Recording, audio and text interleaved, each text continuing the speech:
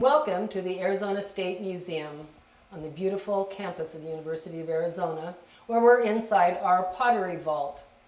My name is Diane Dittemore, and I'm the Associate Curator of Ethnological Collections here at the State Museum. I'm going to be showing you pottery today that is from the ethnological, or the historic and contemporary native peoples of our region. In this vault, we curate over 24,000 whole pottery vessels from the southwestern United States and northern Mexico. That portion for which I'm responsible are roughly 4,000 examples of pottery from the indigenous peoples of the southwest and northwest Mexico. In 1999, the Arizona State Museum received a designation for this pottery collection as an American treasure. It was part of a federal Save America's Treasures program. This is the very first collection, as opposed to a building, to have been given the designation. And with this designation and a lot of fundraising and grant writing, particularly a leadership gift by Agnes Howry, the widow of Dr. Emil Howry, our director for many years, we were able to build this fantastic vault that is climate controlled, clean, well lit, and gives people an opportunity to see inside this treasured collection, a treasure for really all of Arizonans. Then in 2006, we were additionally honored when Governor Janet Napolitano designated this collection as a State of Arizona treasure. This whole project was spearheaded by Dr. Nancy Odegaard, our head conservator, who worked to create this vault, a world-class conservation laboratory, and an interpretive area that allows more and more people to come and see this collection. So I'm going to begin the tour today with one of the most important collections that we have, pottery by the Hopi Tewa potter Nambe, who was really one of the very first, perhaps the first, Native American potter to be recognized not only in her own village, but in the state and really throughout the nation. Nambe was born at Hano on First Mesa and ended up having a very long, prolific career making pottery, traveling throughout the country. She spent a summer at the Grand Canyon demonstrating and really helped to put the Southwest on the map in terms of tourist visitation. Nambe was inspired by pottery from the Hopi area that dated back into ancient times, and very often her pottery is referred to as Sikyatki revival. It's a revival of using some of the designs from old sites, including the archaeological site of Sikyatki, the old village of Sikyatki, but using those designs in very distinct ways that created a real mark as a definitive Nambe-esque kind of approach to her designs. And so we have some examples. Probably the most distinctive is up here. It's a pottery. A lot of her pottery was, you think of sort of flying saucer shapes, squat, wide pots. Again, a design, a form that goes well back many hundreds of years. But this particular design with the eagle tail and bird claws or feathers, it's all varying degrees of interpretation of bird forms, and birds are very important messengers for Hopi people and for many people in our region, messengers up to the heavens. We have other examples of Nambe's pottery that shows a real calling back of old ways of designing and drawing different motifs. A lot of them, again, have to do with bird forms, but there's geometric and hatching. This one is kind of interesting because you'll see it's signed Nambe. Well, Nambe never learned to write, so she didn't sign her own pieces, but we do have examples of pottery with her name on it. This might have been from a daughter or some other person in her family or her clan who put her signature on it. So this is a very strong indication that Nambe made this.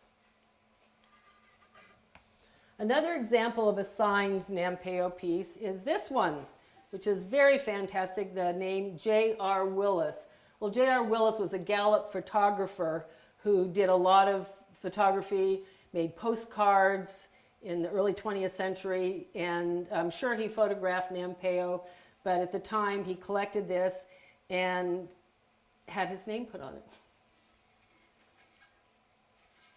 This is a little approach to design that Nampe often use. It's when you have your coils, but you don't obliterate them, and so it creates a texture often called corrugation, and corrugated pottery is an ancient approach to design, and so she used this around the neck.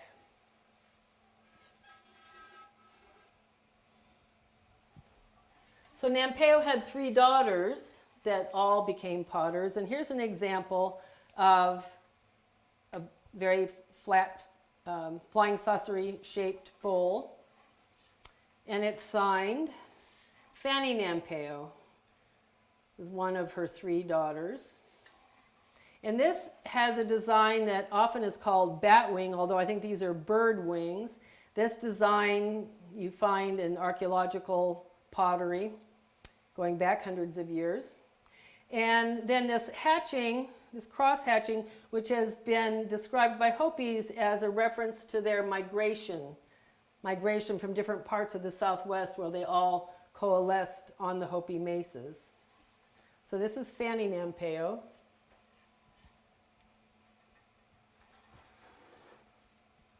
And then we have some larger examples of these big vessels, and then a picture of Nampe, our artist, painting a similar kind of jar that you see here.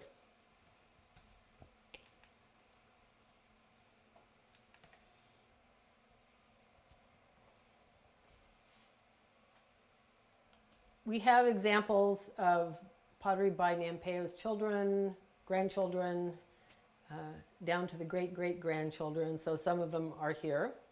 First of all, this is a very early Nampe bowl that is pretty typical of the kind of pottery being made at Hopi in the 1880s, and it's, again, a revival of some of the archaeological types of pottery from the region. You can see that all of this pottery has a real yellowish to orangish cast to it. Hopi, one of the main kinds of clays that Hopis use is a gray clay that fires yellow to orange depending on how hot the fire is. But you can see this little cast of blush of orange in the pottery. Another kind of pottery that you see is actually red painted pottery. And here's an example, once again inspired by the Sikyatki pottery tradition. And it's got a red slip on it, highly polished, and then a black and white design. Nampe has had a daughter named Annie who is particularly known, particularly liked to use the red clay slip and to use black and white designs. And so this might have been made by Annie, but this is unsigned. Most of these early pieces truly are unsigned. And then we fast forward up to this very modern looking pot by an artist named Les Naminga. He's a great-great-grandson of Nampe. And there's some hints of the historical roots with the colors, but he has a very modern approach to his painting. Les Naminga, so you can see it's signed Les Naminga. Another great-great-grandson is Steve Lucas, who uses very bold designs inspired by the past. Amazing, amazing form and polish and crisp paint on Steve's pot here. An even more modern, eccentric, new way to approach. Here's a pot that has a kachina that's carved as well as painted into it. An uneven top here. Signed Lauren H. Nampe.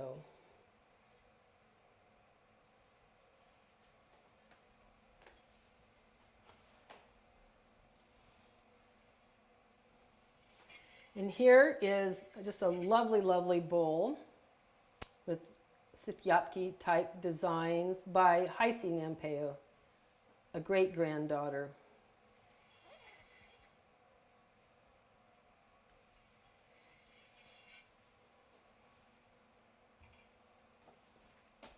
We only have one small jar by Annie Nampeo. Annie was the oldest daughter of Nampeo and her husband Lasu. But you again see, once again, this particular kind of a bird wing design on Annie's little pot here.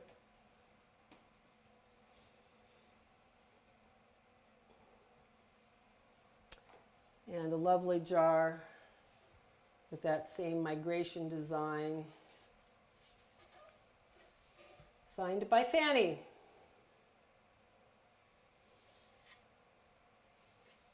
One of the interesting shapes that you find on Hopi pottery are stew bowl shapes that are thought to, the design and the shape, sort of an upside down pith helmet, thought to have come in with Spanish people entering the Southwest in the 16th century. And so you have very traditional designs around the rim. You can see a lot of the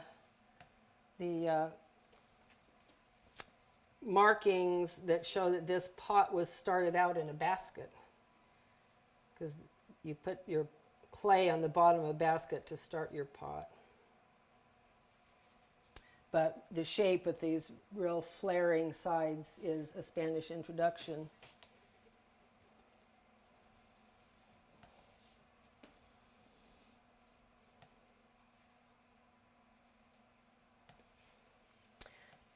We find Kachina faces on Hopi pottery from about the time that the Kachina religion was actually introduced into Hopi centuries ago.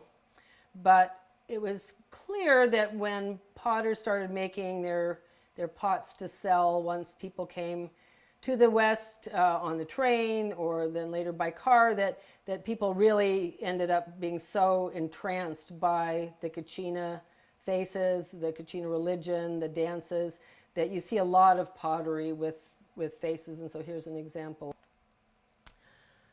We have a lovely variety of Hopi canteens, both really large canteens that would have been used. Hopi women would walk down from the top of the mesas to where the springs were, or the bottom of the mesas, and gather the water, and then walk them back up a very steep road to the tops.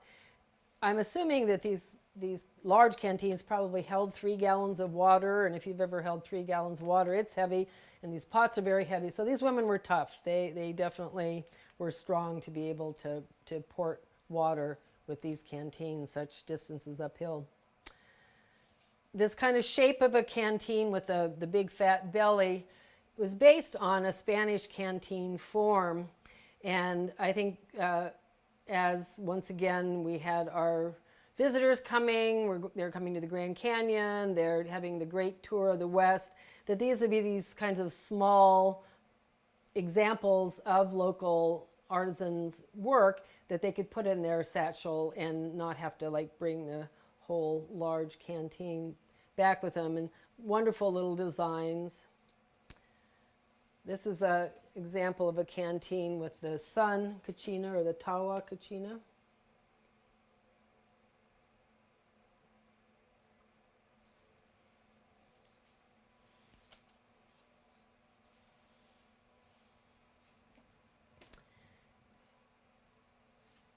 And a lovely modern iteration, what with a lovely braided strap by Lauren Ami, who learned to make pottery from the Nampeo family. Here, examples of other bowls from around the 1880, 1890 time period with kachina faces on it. This looks like a water drinking maiden. Might have at one point also been a scoop, because you have a little something that has broken off. They're just great examples of kachinas. This is a time where Hopis were using a white slip that would be put on the surface of their pots, and when it was fired, it crackled, and so you have these crackly surfaces. And this is archaeologists have called this style of pottery Palaka polychrome.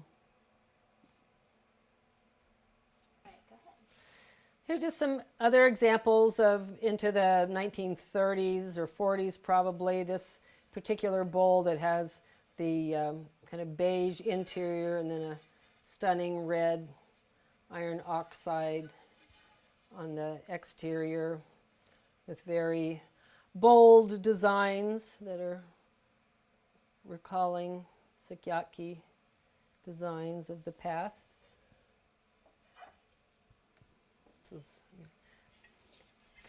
And here we have a jar probably from around the turn of the last century that has water symbols, the little tadpoles that are swimming in the swirling volute design.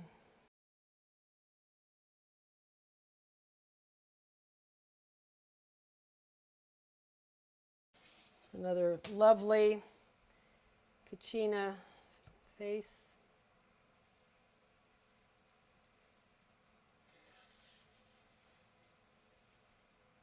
Probably from the 1930s.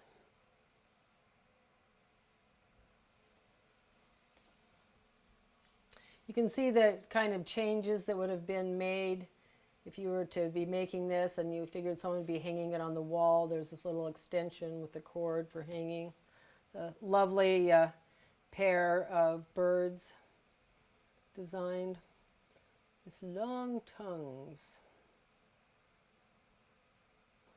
Going in more to the early to mid 20th century, we see at Hopi a lot of the same kinds of tourist wares that are found in other pueblos. Here's a lovely little candlestick, a little thing you'd put on the wall for your keys, an ashtray. And so the whole idea is potters making things that they think that the incoming Anglo-American tourists might want to bring into their homes. This is probably the 1960s where a number of potters have started to use the red slip to cover the pots. This is actually part of a whole salad set that you wouldn't really use to serve salads. A major innovator in pottery at Hopi was a man who's probably best known for his jewelry, Charles Loloma. And he was perhaps the first or one of the first ceramic artists to go to using stoneware and wheel throwing and glazeware, some of the kinds of pottery that is more part of the American and European tradition. And so this is a Charles Loloma piece where he's a kind of Egyptian and kind of Hopi design on the outside. Loloma taught here at the U of A in the late 1950s, special program for promising young Native artists, and he and his wife Ottilie both taught ceramics. There's some very innovative potters at work today, and here's an example of a pot that has all sorts of things going, carving and post-firing painting of these eagle figures, a little bit of maybe a reference to Kiva mural designs.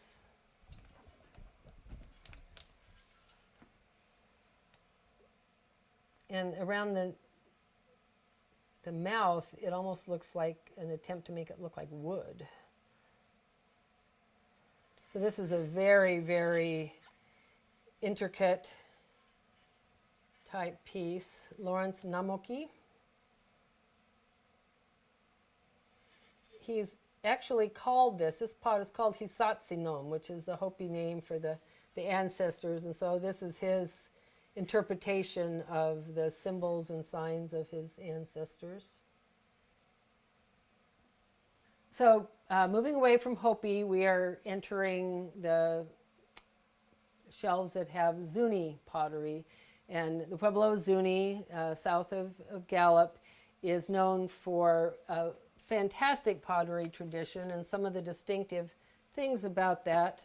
We have here a beautiful bowl that has a deer that has a red line from his mouth down to his heart, called the heart line. And this is a multi-layered kind of symbol among Zuni people, but a very significant part of their view of their relationship with the natural world, and a lot of significance and very distinctive symbol that you find on Zuni pottery. This is another kind of very, very distinctive Zuni design, which interestingly you find on some Hopi pottery. There were times during droughts that the Hopis would actually go and live at Zuni, and so there was a lot of interchange in the pottery styles and motifs.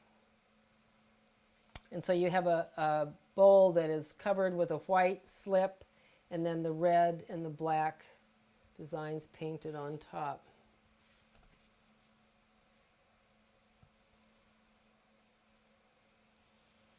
When Spanish people came into the region, of course they brought wheat, and with wheat you could make bread. And so a number of the Pueblos started making specifically large, wide bowls like this, and that have been called bread bowls. They were probably used for a variety of things, but would allow, if you were going to be making a lot of bread, to have your dough in one large bowl for processing.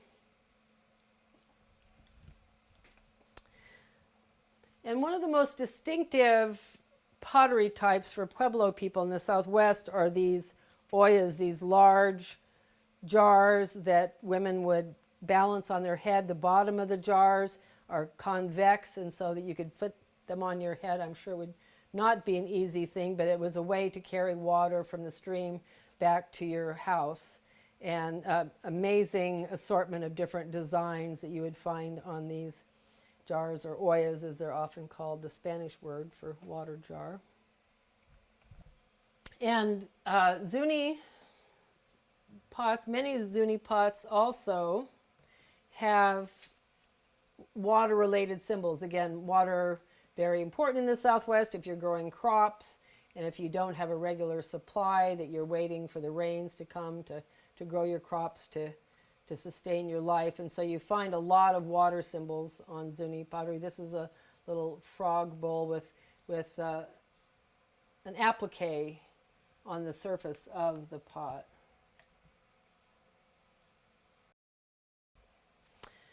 And interestingly, by the 1870s, owl figures were being made at Zuni by a lot of the potters, and we just have a great array of different interpretations of owls. That there's still potters that make owls today. Why owls? We're not sure. Here's a tiny little contemporary owl.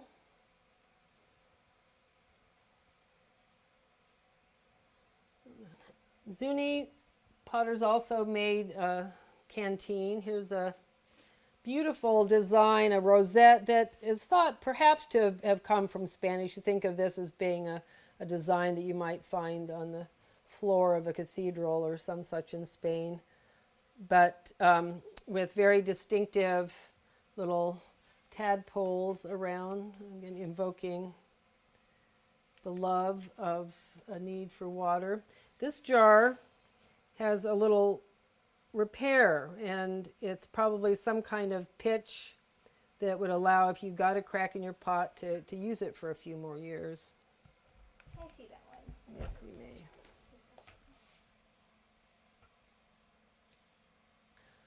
So we have a few more ollas, one that's of a size that I can actually pick up. And this, I think, is particularly cool. You can see that it has the heartline deer, but there's speckles on it, which this was a fawn. These are fawns that hadn't lost their spots yet.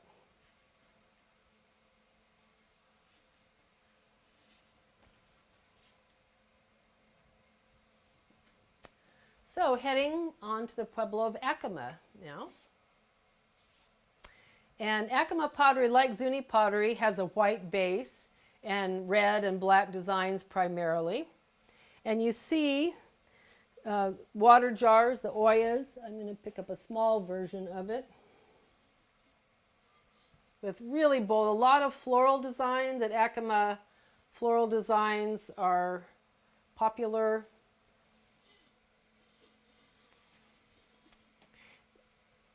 This is, you can see it signed Acoma Sky City, Virginia Loudon. So once again, we're seeing into the mid 20th century, a lot of the pots are either just have the name of the Pueblo or maybe have the name of the artist as well, which we find very helpful to be able to put names to this, so many of these beautiful pieces that are anonymous. More canteens. This one has a nice little rope design on the lug handles. Unsigned.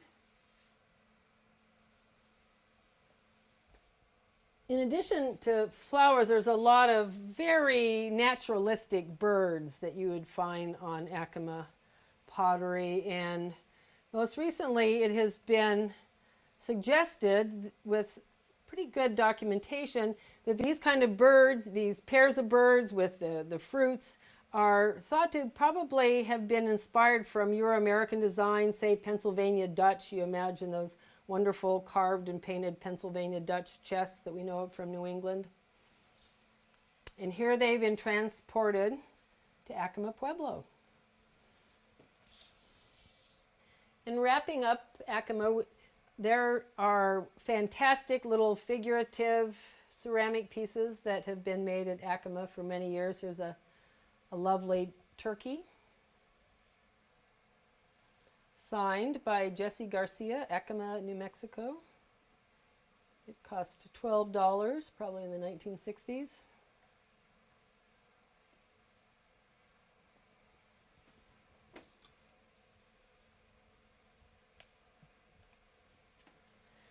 This little jar is particularly resonant here at the State Museum. The woman who made it had come to ASM to see our pottery collection, and she was enthralled by a hooded jar. These are called hooded jars from Casas Grandes in Chihuahua, Mexico, and saw this parrot effigy. And this is her little interpretation of an ASM Casas Grandes effigy jar. Wanda Aragon. It has her long name.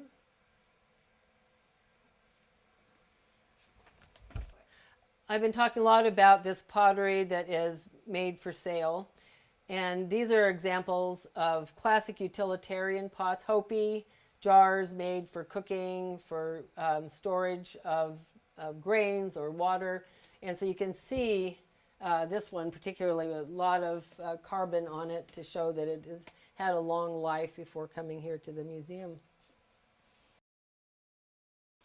And as we head down this next aisle, we're visiting the Rio Grande Pueblos, a whole string of Pueblos that go from Taos all the way down to basically the Texas border in New Mexico along the Rio Grande River. And we have here again some examples of large storage jars, Pueblo storage jars. This one in particular, reinforced with rawhide.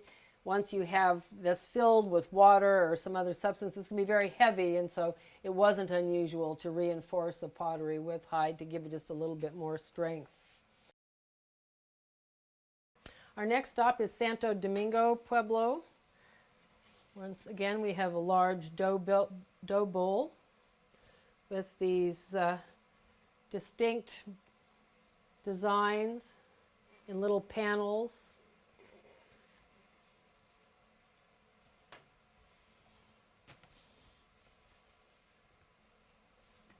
Here's a Santo Domingo jar. You can see here it has on its surface indications that it had held water, which this is a very low fire kind of ware. These are hand built and fired in open firing situation in a pit or on top of a pedestal. Anyway, the temperature is not that high, and so it's pretty low fire wear, and it does respond negatively to having water. And so this is an example of the surface of this pot having been worn away by the water damage. Zia Pueblo in New Mexico also is known for a kind of bird, and here's a classic example of a Zia bird. Could be a roadrunner, not quite sure, but very, very almost cartoonish but lovely representation of a bird. And this is Gloria Gachupin, Zia, 1992. So we do have examples of recent potters' work, and that's one of the things we want to do here is not just have the old pottery, but have examples of what's going on now. I'll be showing you some more of those in a minute. Cochiti Pueblo is known for a number of things, including having really fun, fanciful kinds of designs, maybe a little bit into the humorous. We have fun little birds and less of a concern about great symmetry, but just painted motifs that somebody had a really fun time making. And we have, this is one of my favorite, the March of the Chickens. These are unsigned, but I would love to know who made them.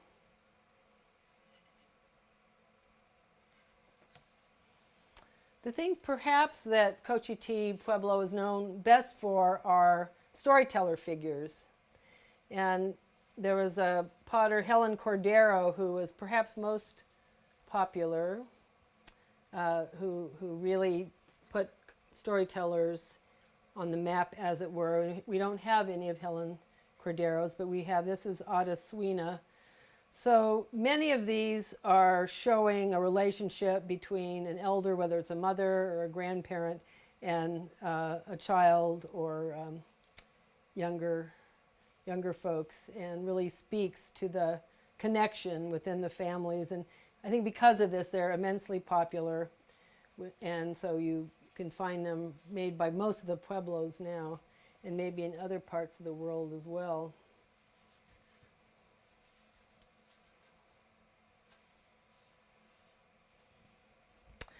A very curious kind of Southwestern pottery is called a Tesuque rain god, and it's from Tesuque Pueblo.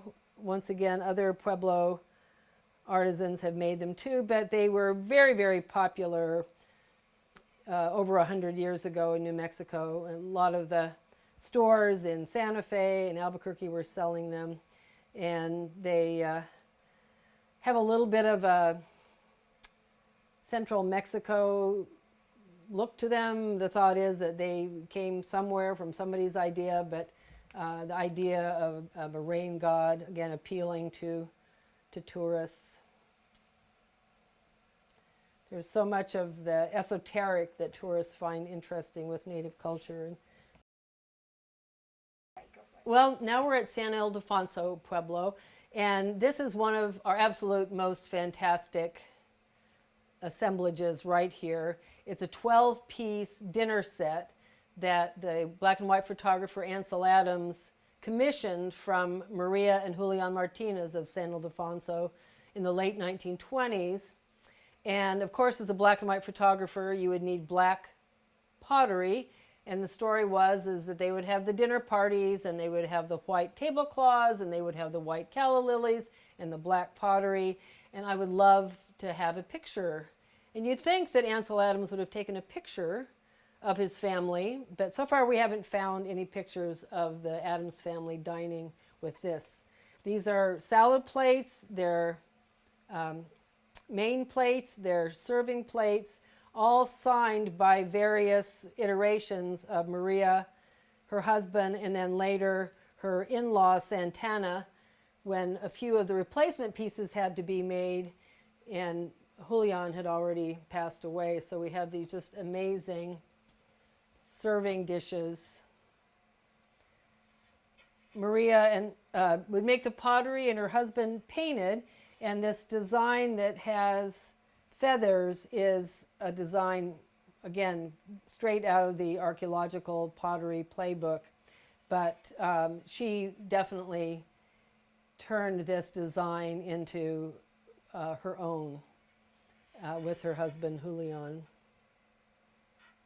So at San Ildefonso, not only was this black on black pottery very well known, but also before that there was a polychrome tradition, or a tradition of making pottery with several different colors. And here's an example of a Maria bowl with a polychrome design on it.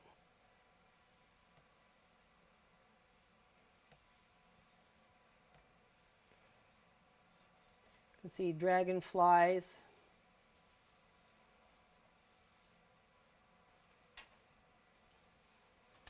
Another kind of pot, it's often referred to as gunmetal because it has that steely black, gray, shiny surface.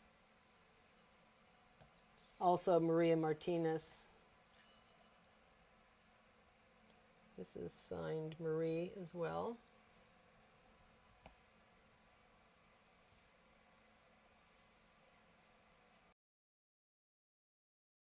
Now we're at Santa Clara, which is right next to San Ildefonso, and you can see that there's also a black pottery tradition there.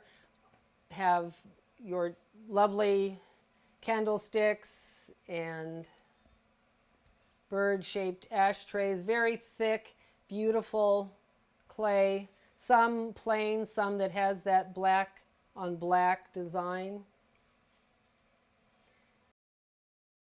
So this is a little version of a bread oven, an horno, that you would use to bake your bread once you've mixed your dough in the dough bowl that you have, and then have your fire, and you end up with wonderful Pueblo bread.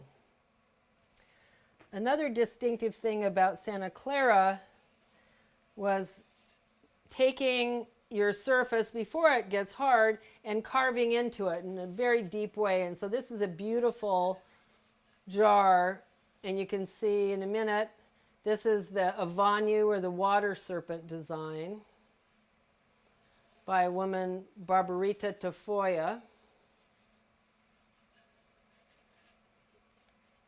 A lovely, lovely jar.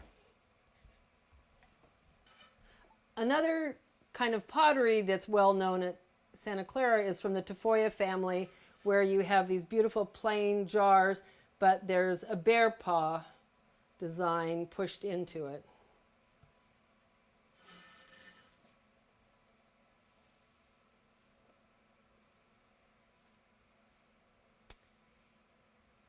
And this jar also has that feature I was mentioning, where the underside has a kick up to it, or a convex bottom, which would allow you to be able to carry this on your head better. San Juan Pueblo, which has officially changed its name back to its name for itself, which is Ohkay-Owingeh, has a tradition of a pottery that's plain but distinct bands. On the top you have dark red, beautifully polished bands, and on the underside the buff, and in this case there's a lot of the fire clouds, these black clouds, when the fuel from your firing gets a little bit close to the piece that you're firing.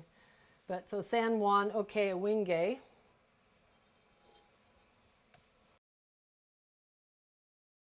Jemez Pueblo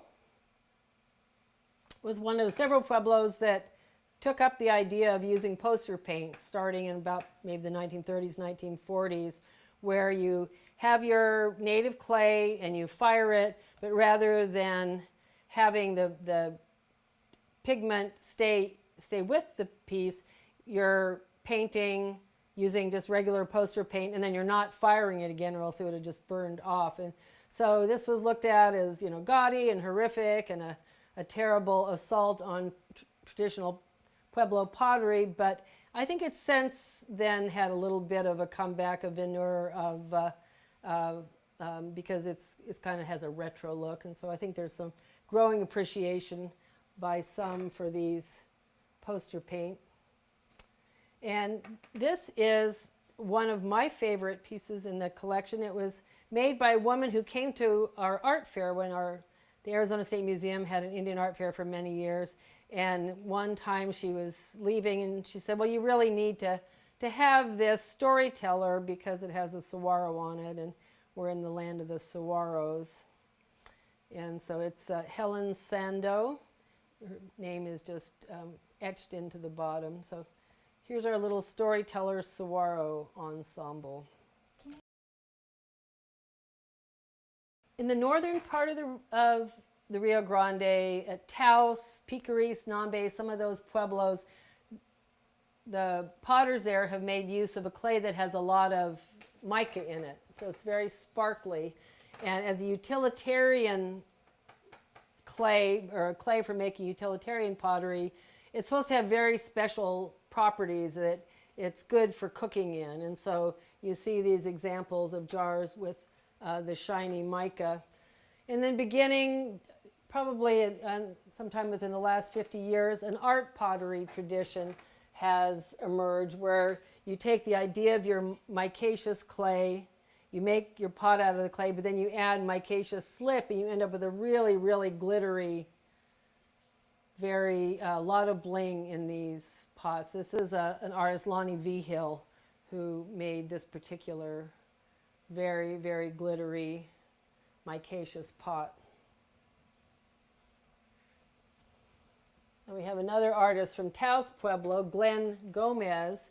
And I use this because this is an example. This is the same clay and a different way of firing, that if this clay, once it's made into a pot, if it's fired and there's no oxygen that gets in it, it becomes reduced and it's black.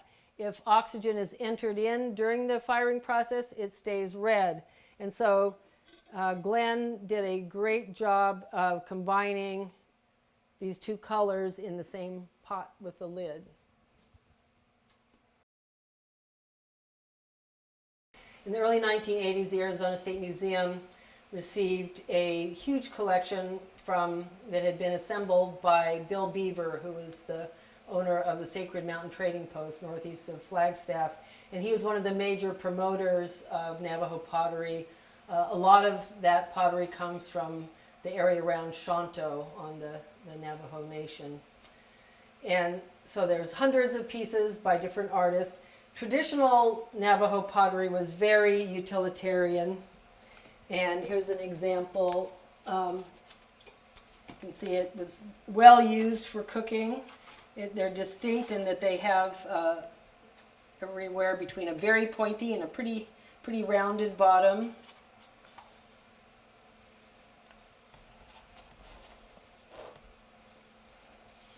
And then starting in the 60s into the 70s, this idea of taking the concept of Navajo pottery and turning it into an art pottery came to be.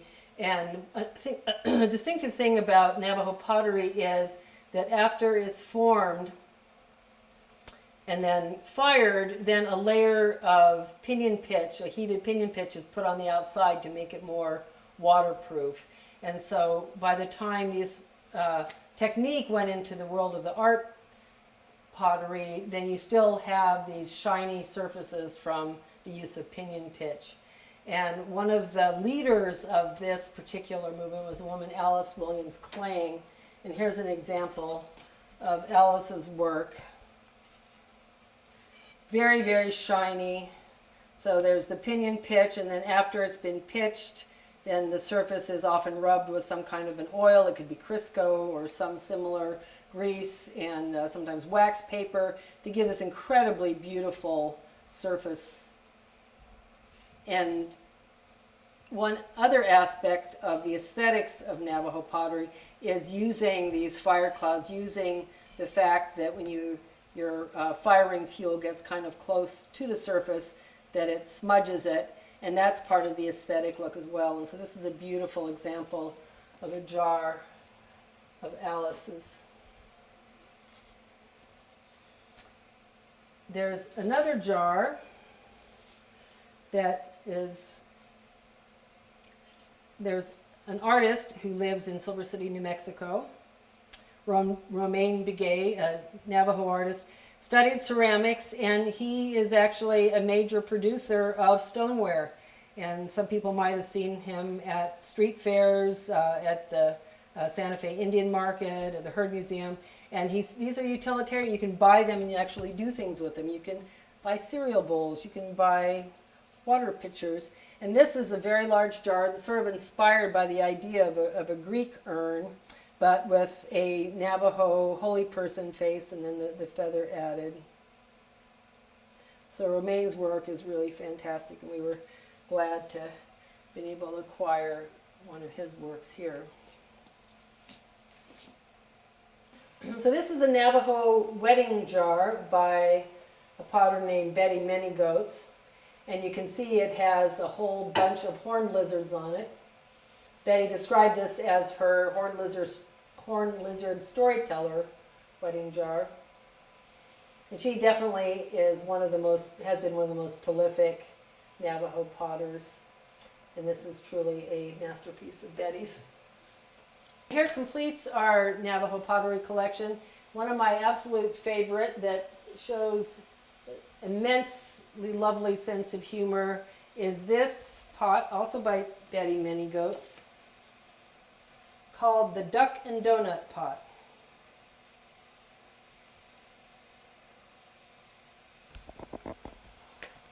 And we're finishing off the Navajo section. This is a lovely plate by a ceramic artist named Christine McHorse, who is Navajo. They grew up in Morenci, actually, and is now a world famous artist. She has shows all over the world, and this is an example of one of her more simple plates. Very subtle designs. She uses micaceous clay. She's married to a man from the northern Rio Grande, Pueblo of Taos, and so has used the micaceous clay in her work. So we're heading more into southern Arizona, central and southern Arizona, and this is a collection of Tohono O'odham, Akimel O'odham, and Maricopa or Peeposh pottery. And the first grouping we see is Tohono O'odham. We have a very large assortment of water jars and other utilitarian vessels, as well as examples of art pottery that is done with a black paint on a red background. And the black paint actually comes from mesquite gum that's been cooked. So after your pot is built and then dried and fired, you paint your design on. If you then went and refired your pot, all of the black would completely fall off because it's an organic paint. So it's just painted on and then heated up to sort of set the color. And this is the black and red art pottery is something that's shared between the O'odham and the Maricopa or Peeposh people. Really early tourist wares of Tohono O'odham, these little face pots. You can see the guy with his little nose ring and facial tattooing.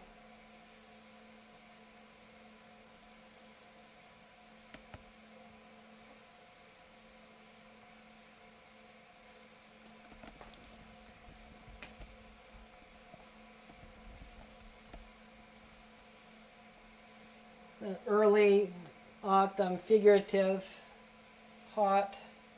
Very, very much recalls some of the features of Hohokam pottery. The O'odham see themselves as descendants of the Hohokam people of this region.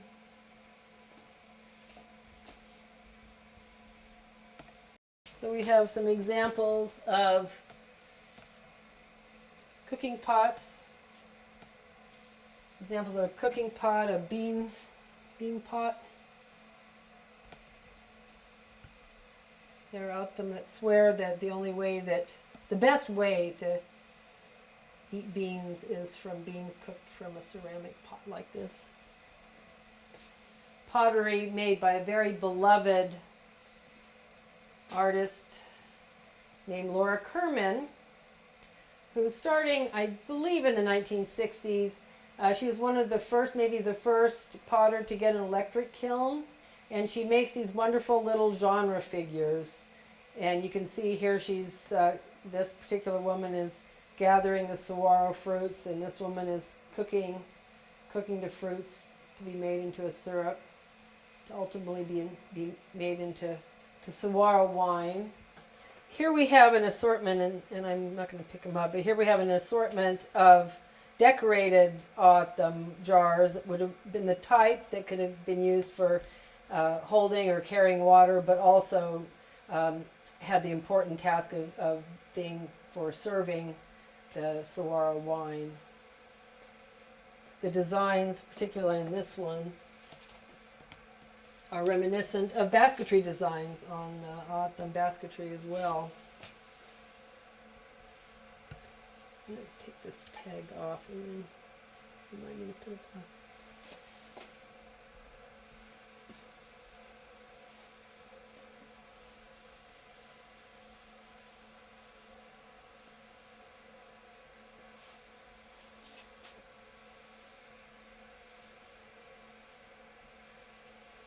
Up here you see a very large assortment of different shapes and sizes of storage and cooking jars.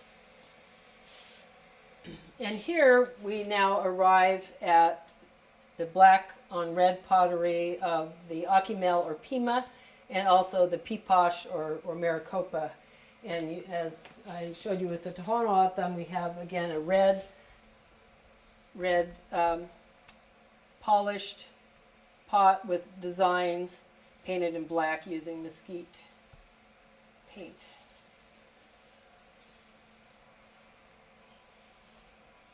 This is made by one of the more well-known potters, Ida Redbird. Piposh potter named Ida Redbird. These were these were sold on the streets of Phoenix. They were sold at the railway stations, and you can see here a very non-native traditional shape, more of a European vase.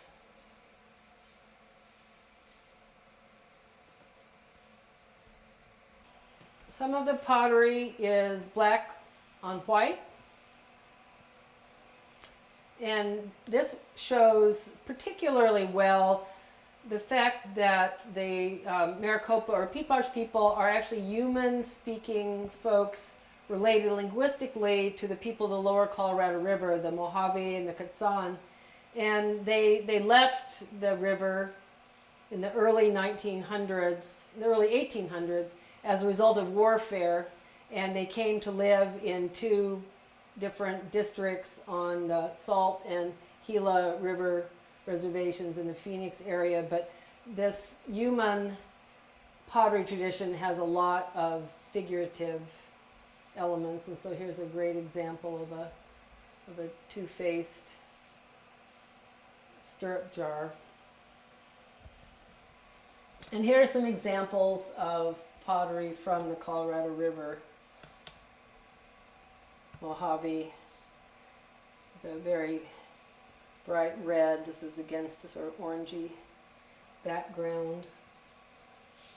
The railroad station at Yuma was another place where there was a opportunity for the local folks to sell their wares to the people that were coming through on the train, and so you have a lot of little things like cups and pitchers. One particularly well-known design and form is a frog.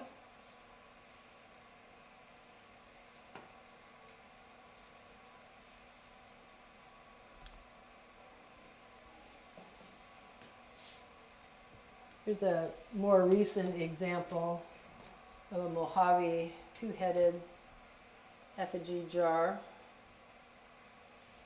You can see it's decorated with kind of glass bead earrings and necklaces, which would have been traditional ways that of self-decoration among the people of the Lower Colorado River.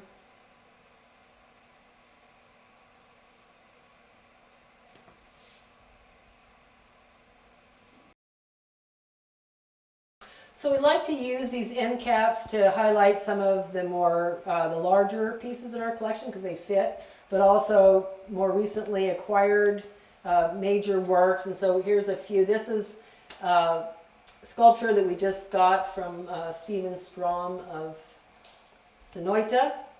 I'll sit this one out by Roxanne Swensel, who is a member of a large family of potters from Santa Clara Pueblo. She's probably one of the best known ceramic artists from our region today. And she makes people that are naturalistic but have very unique features and like oversized hands and feet, and she's truly a remarkable artist. A lot of her work is shown in major galleries everywhere. So this is a Roxanne Swensel piece.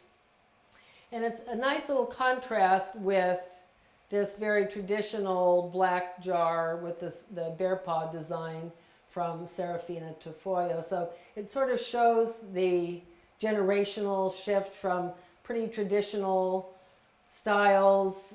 Certainly the idea of tradition changes, but to a person who is really expressing her own self and expressing what she sees in the world around her. Here's a piece by a young artist named Kah'p'oo Lazaro, and this is called Naughty Pueblo Girl. And so you can see this young generation who takes inspiration from all manner of everything from pinup art to sometimes you see comic strips to Star Wars, a whole generation of people who are taking the world around them and turning it into their own. And so this is Kah's Naughty Pueblo Girl. So some more contemporary examples that we have from this family from Santa Clara. This is a bowl. It's actually a joint work. I think a lot of the artists today are joining forces to create collaborative pieces, and so this is a bowl that was made by Susan Falwell of Santa Clara Pueblo, and the stencil is Doug Miles, who's from San Carlos, Apache artist from San Carlos. It's called Blood and Tears. Very modern approach, and signed Falwell and Miles.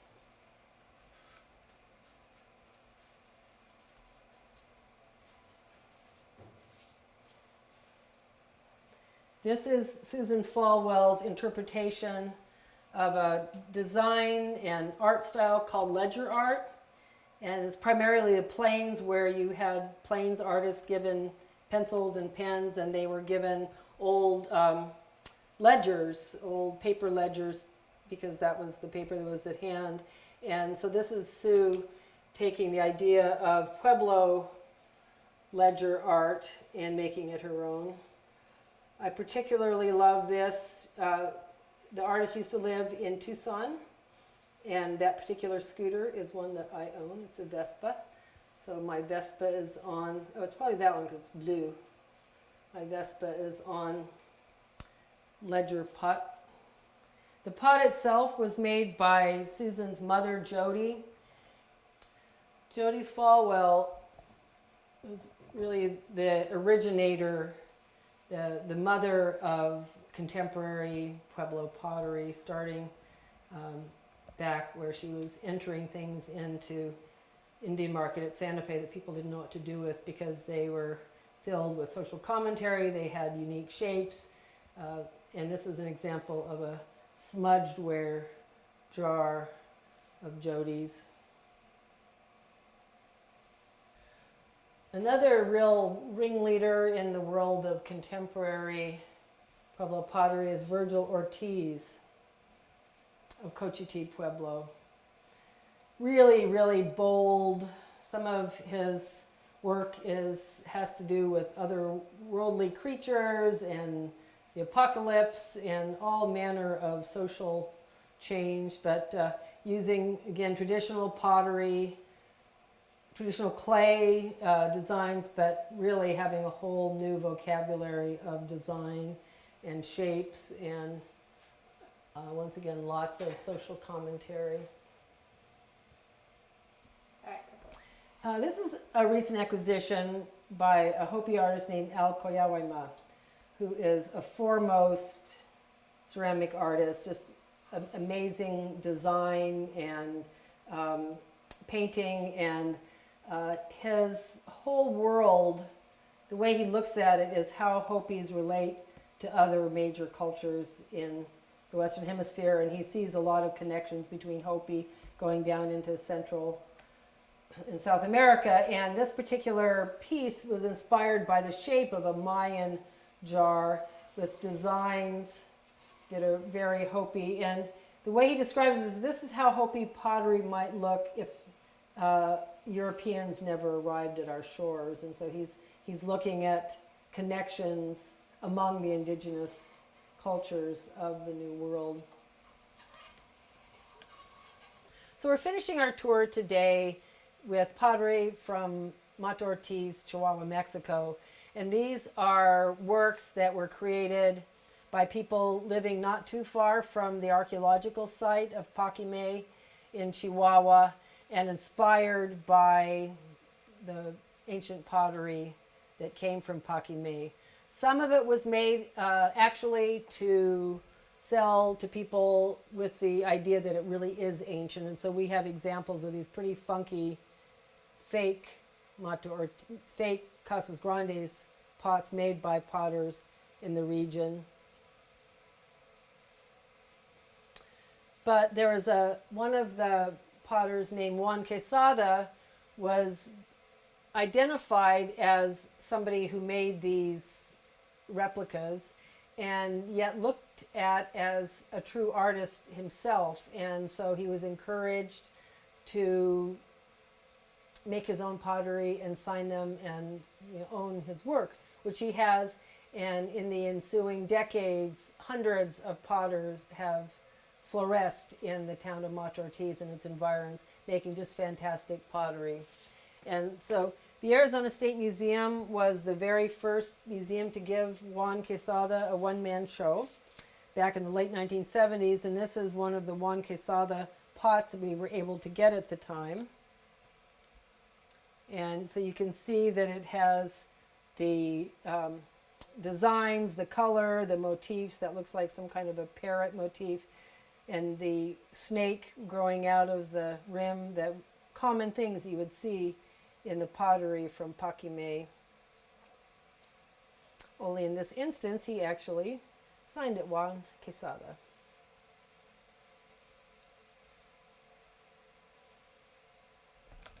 Different examples by members of Juan's family. This is Consolacion Quesada.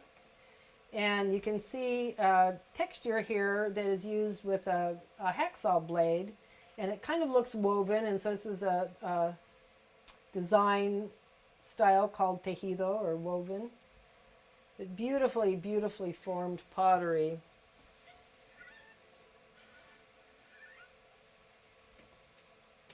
I think also a lot of experimentation with really, really shiny, black, almost a mirror type effect on the surface of this pot.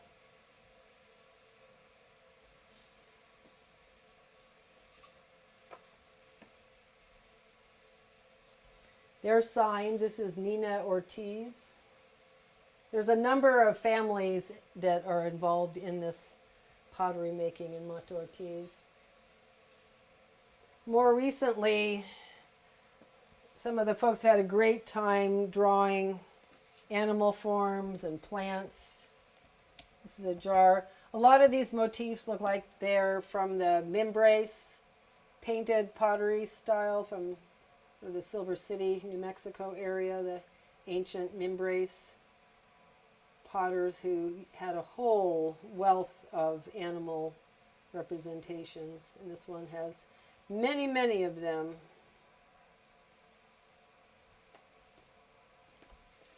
Here's a jar with Mimbre's rabbits.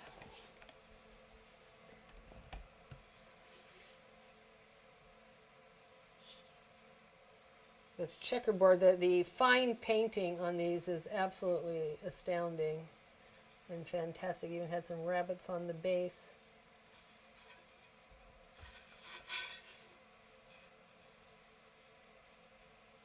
Macario Ortiz, the Rabbit Man.